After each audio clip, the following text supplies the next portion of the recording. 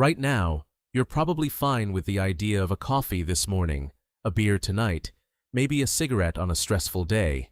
None of that feels dangerous to you. It feels normal. But here's the strange part.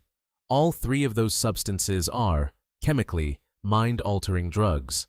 They change your brain chemistry, your mood, your alertness, your cravings. So why do they feel like Tuesday, while other substances feel like a crisis?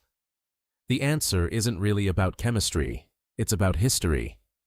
Historian David Courtwright has spent his career studying what he calls the big three psychoactive substances, caffeine, alcohol, and nicotine, and how they became woven into everyday life across almost every culture on Earth.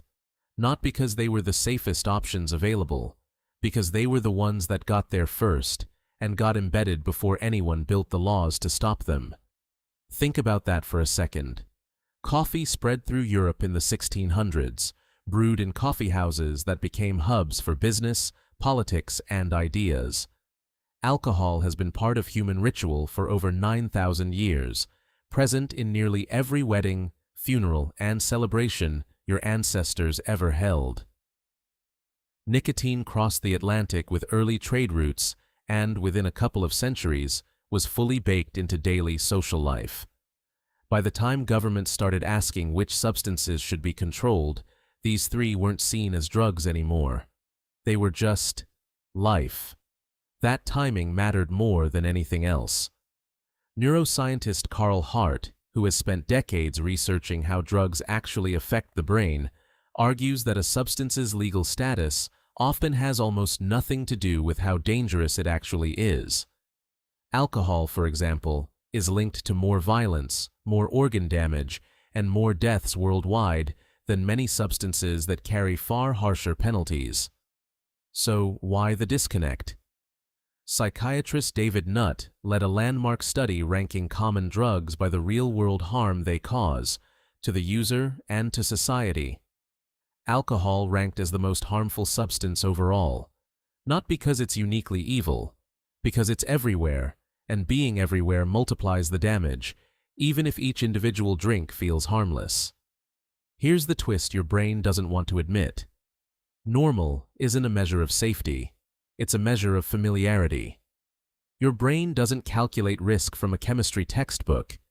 It calculates risk from repetition, from what your parents did, what your culture celebrates, what's sold on every street corner without a second glance.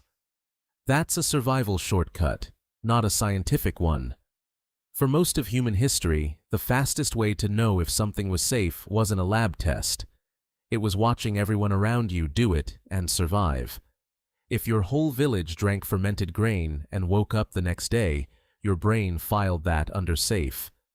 Familiarity became a stand-in for evidence, and that shortcut never fully updated, even now that you have the evidence. So when you reach for your coffee this morning, or open a beer tonight, notice what's actually happening. You're not making a purely rational choice based on risk.